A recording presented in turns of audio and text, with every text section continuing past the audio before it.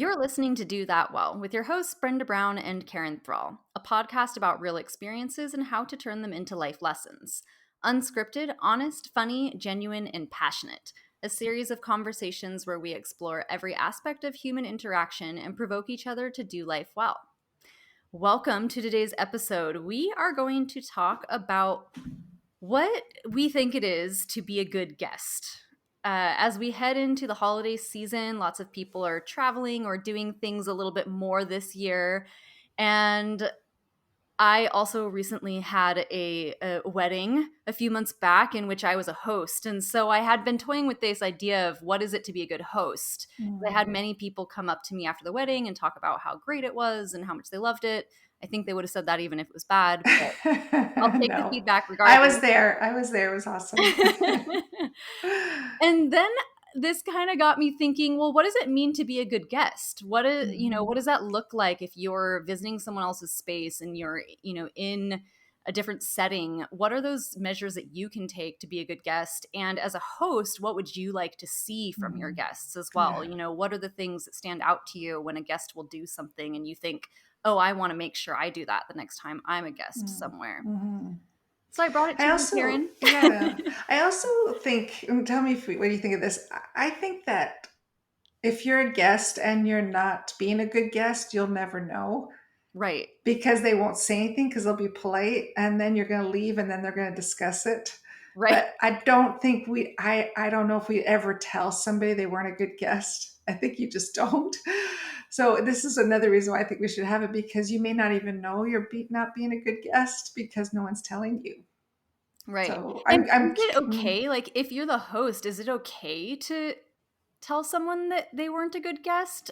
I mean, now that you bring that up, I'm curious, like, is that something that we should I don't do to know. help each other, educate each other, or I I don't don't think know. I could. I don't think I could do it. I think I would just be like, I would be like, oh boy, that was rough, but I don't know. And kind I of also see, here's the other thing is, would you be invited back? right. Because that's the thing, if you're a bad guest, you might not know it, but if the next time you go to stay with that person, there's always some sort of reason you can't, that would be a Yeah, good indicator that yeah. maybe you weren't the best guest. But our listeners, they're probably amazing guests. I think so. I think so too.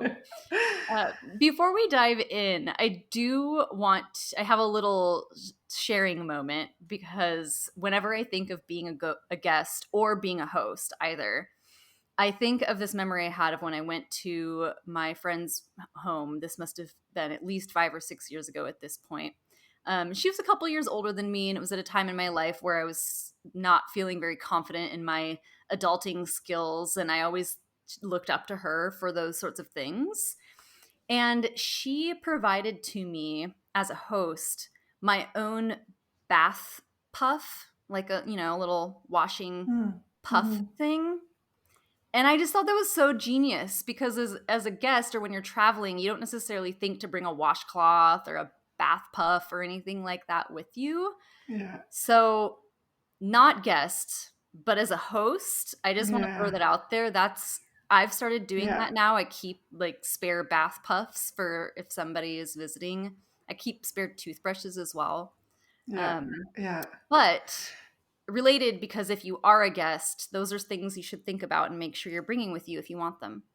Yeah, and the other thing I was thinking about too is there's so many different types of how you're a guest. So I've been to dinner parties where it was really extravagant, and learning how to be a guest in something that's a little more posh, Hmm. a little bit just, and how to dress for that, even though it's just dinner, you still have to dress to match it. Right. And then I've been to super casual, backyard barbecues and everything in between, and Super Bowl parties, and then holiday dinners, and there's traditions or like there's so many things, and being that a really great guest, the first thing I wanted to say, and if you don't mind I'm going to dive in, is I kept thinking of this phrase as we were preparing to read the room. Sometimes I think we forget to read the room, and what I mean is like get what are the cues, like and I mean, you can take that in so many angles. So how you would talk at a Super Bowl party is not necessarily how you would talk at a dinner party around the table. Right. And it doesn't always translate. And I think it's important to read the people you're with and mirror that instead of bringing something that doesn't fit into the conversation, bringing a part of you that doesn't fit into the conversation. So that was my first thought I had, is this whole thing about, because I was thinking about me and how I am very mindful of the people I'm with, and I want to merge. I want to kind of merge into their culture and into their home. I want to be part of it and not like bring my own self in. Like I am still bringing myself in, but I'm also merging into, if the levels are quiet, I'm going to be quieter. If the levels are loud, I'm going to be loud. So that was my first one. I am in complete agreement with that. So, for this episode, Carrie and I both came up with a few things that we feel that it is to be a good guest. And one of the things that I have on my list is just in complete alignment with what you were saying, Karen, this idea that you should match your host's energy, you should match the habits, you should match, the setting of what that particular event is. So to, piggyback off what you're saying, I completely agree. You need to think about what the setting is. If you're going to a party and you know that everybody is going to be really like gregarious and loud and extroverted, then as a guest, I personally think that you should try to match that energy, even if that doesn't Yeah. come naturally to you. Yeah. And then figure out, if you're an introvert and you're going into an extroverted space, for example, you would just need to figure out those moments where you can carve some space to yourself for your Mhm. recovery time, even if it's as simple as like going into the restroom and like taking a couple deep breaths or something, Yeah. Yeah.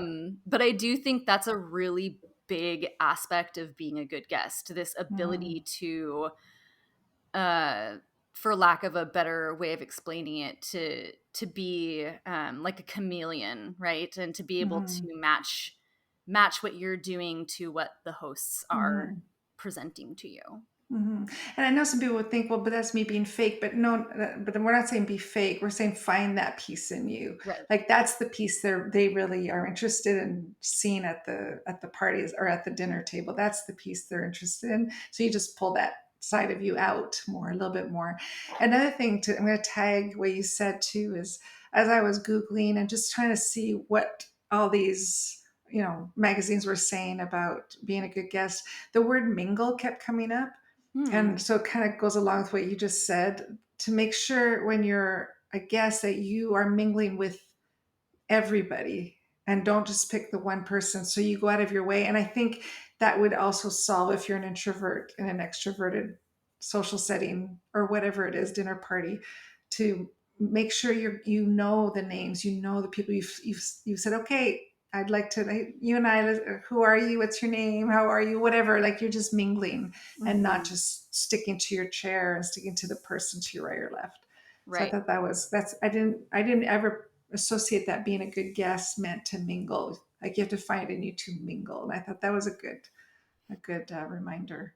What I like about what you're saying is it brings me back, for those of you who have been listening with us since the beginning. Our very first episode we ever did was about socializing, Yes, and one of my yes. favorite tips and tricks that I use, because I do have this tendency to be shy, so I stick by the snack table because I know that people will eventually pass by the snack table, so it's a great opportunity to be able to mingle with other people. Mhm. But Mhm. I want to ask you a question, Karen. I'm curious what your opinion is. To go along these same lines that we're talking about, what if, it's time to go spend the night at somebody's house, or it's time to go to the event, and you know that you're going to have to be really extroverted, or there's going to be a lot of people there, and maybe you're actually not ready for that. In your opinion, I'm just curious, is it okay to just not go? Like at the last minute, Hmm. make a decision. If you, assuming you're not the only person invited, if it's just Right. you, that's different, right?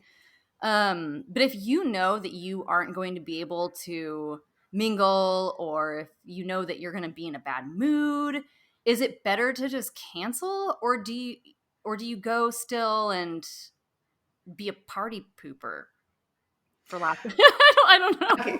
Well, this is what I would do. I would arrive late and stay for an hour Okay, I like that. because they're already into it. So you're not creating the energy. You're not creating the atmosphere. The atmosphere has already been created. So go late, stay for 45 minutes, and just say, I can't stay for long, but I had to come and I had to say hi and I had to see everybody, but I can't stay for long. And Mhm. this way, you're covering your tracks and you can find it in you to do something for 45 minutes. Just don't go at the beginning. Right. Well, I like that because that is a way that you're being a good guest, right? You're still Yeah. coming, you're still trying to put your best foot forward, even though you know you might be in a funk or whatever it may Yeah. be. But Yeah. that is a way that you're thinking about it as a guest. How can I be a good guest to this? Yeah.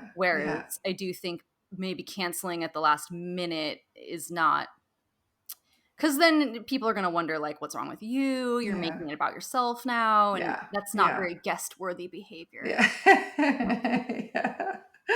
Yeah. I mean, I think I mean, it depends how close you are to the host. If you call and say, I'm so off. I'm, if you're close to the host, they're really going to want you there, Right? Yeah, no, I would just arrive late and just text your friend, say, I'm running late. I will be there. See you soon. So they don't worry and they're like, okay, thanks. See you when you get here kind of thing. But yeah.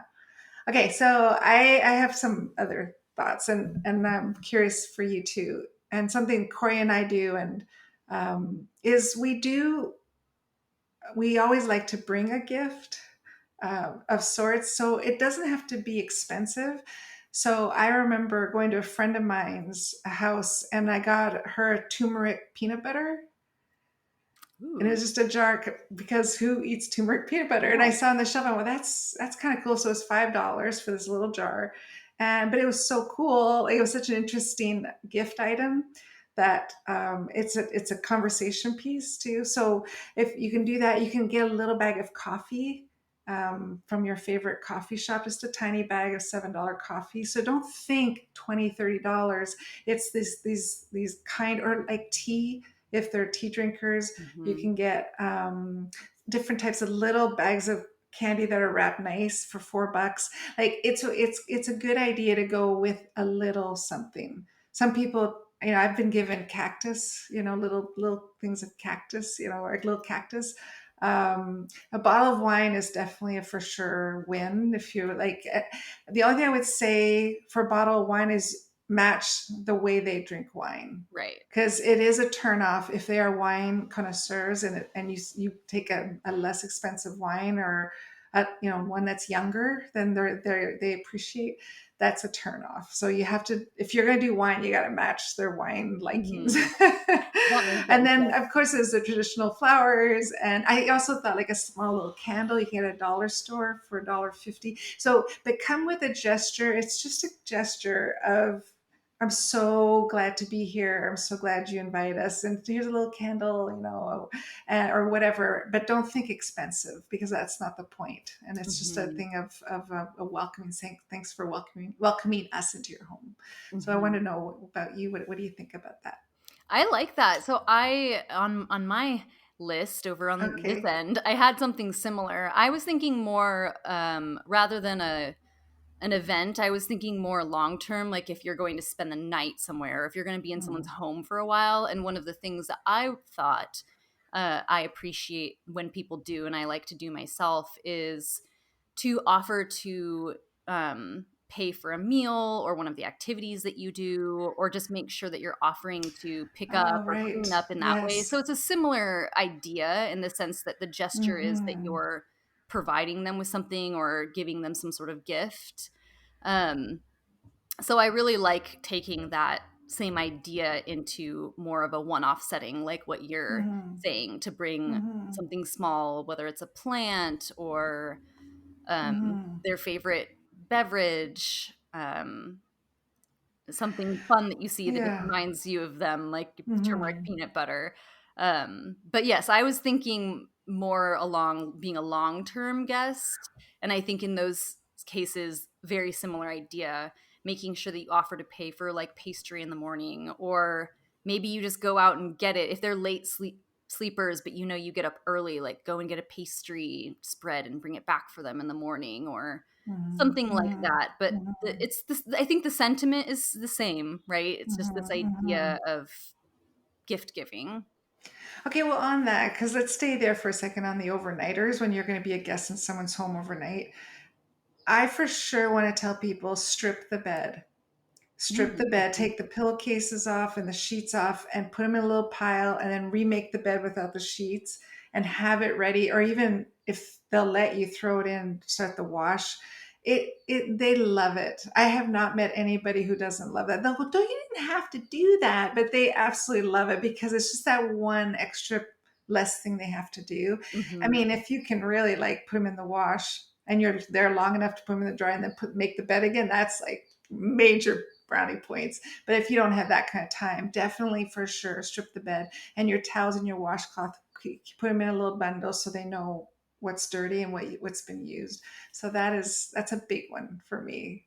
It's such a huge, and people appreciate that little gesture. Yeah, I'm very on board with that. I try to do that when I'm staying as an overnight guest, and I can attest that it is definitely appreciated when people do that as well. And as you said, I think my response is always like, "Well, you didn't have to do that," but it does. It's a small gesture that goes a really long way. Yeah, yeah. Um, And I liked what you said too about buying them something, like buying their coffee, buying their dinner. If you're spending the night, I think that's, yeah, I like the way you said it's true. Like if you do take something, take responsibility for something to show that you're a team player. right, exactly. Yeah. Another one for overnight guests that I thought, and I don't know if I'm going to articulate it properly, so you might need to help me along the way here, Karen. But this idea that you should make yourself at home, however, you should still treat it nicer than your own home.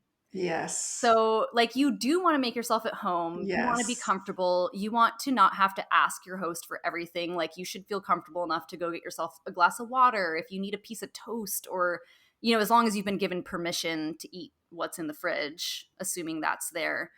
Like, you should feel comfortable to do those small things for yourself. But at the same time, do think there's still this sense of propriety where you should still treat it nicer than you would treat your own home. Yes. Oh man, I'm with you. There's so many thoughts on this one. Okay, so okay, I have tons. Okay, I'm going to rattle off a few. One is if they don't put their feet up on the tables, you don't either. I'm so glad you Like, said that because I yeah, specifically thought of that example when I was writing yeah, this you down. don't do that.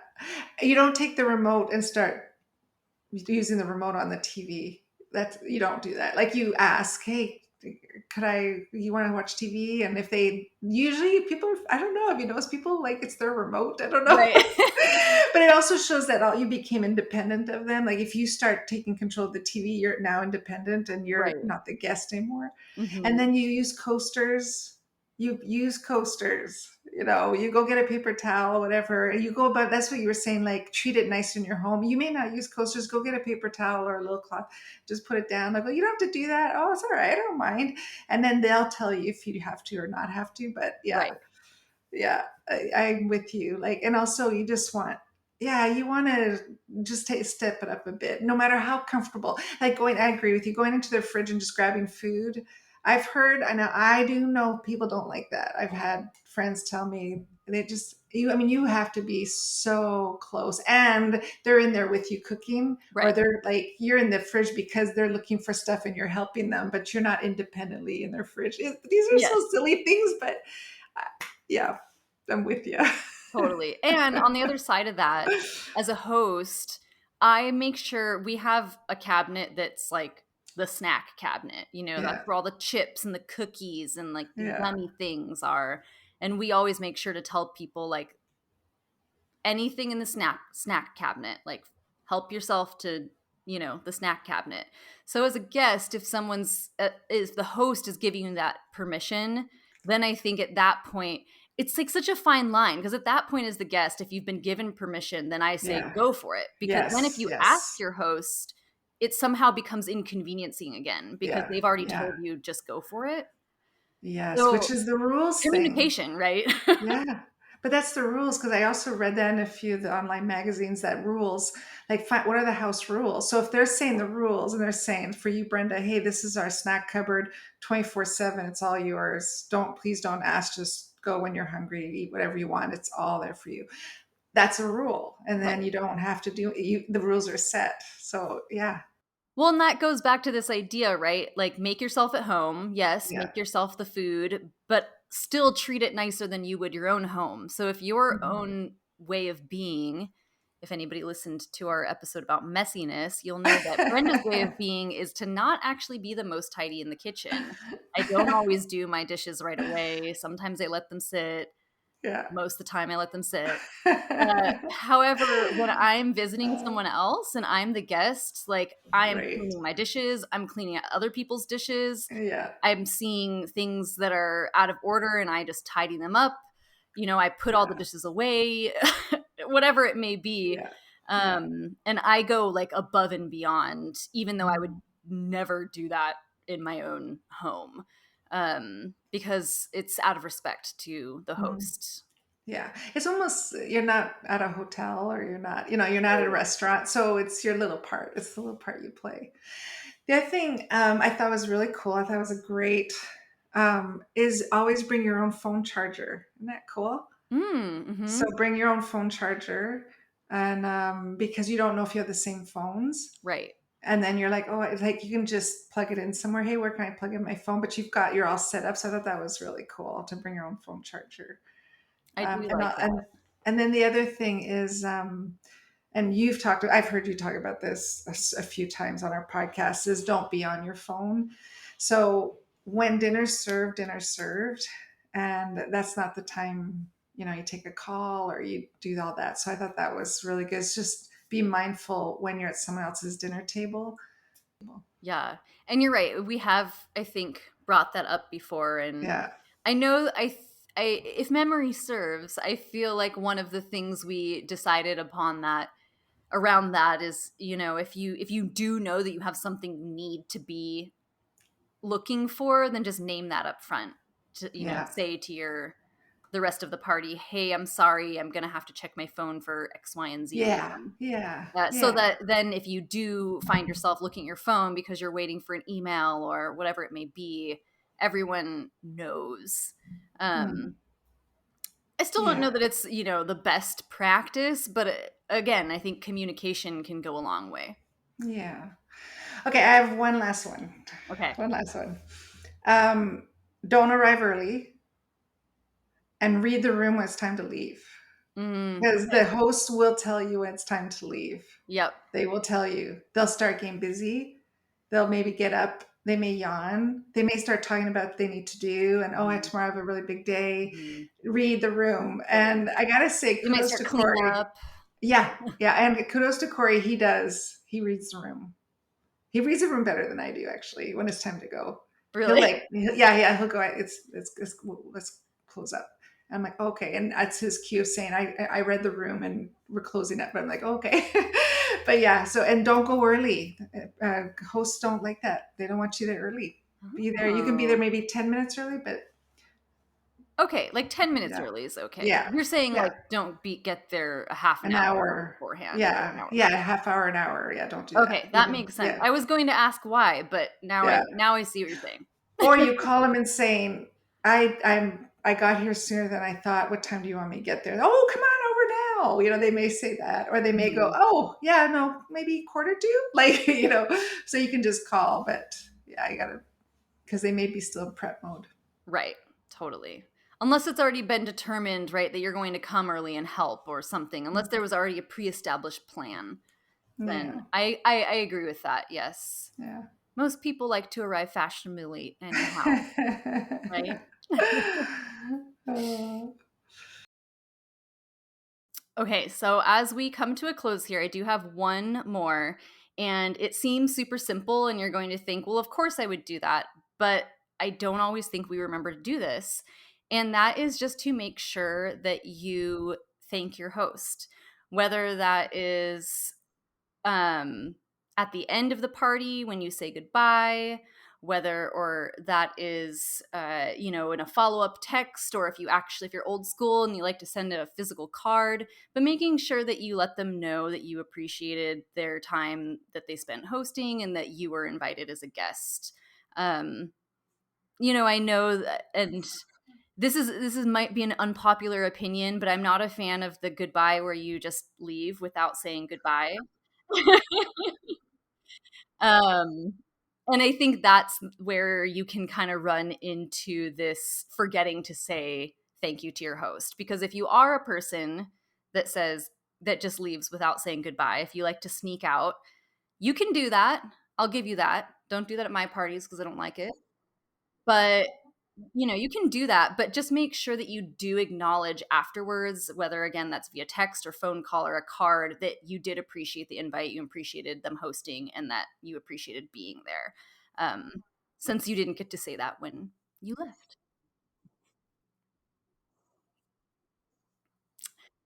Anyhow, well that's our episode on what Karen and I think it means to be a good guest.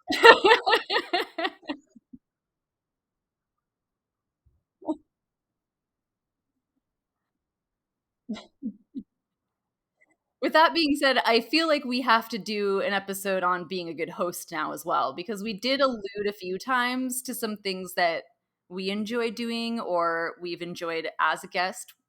So I think there's a follow-up episode in the cards.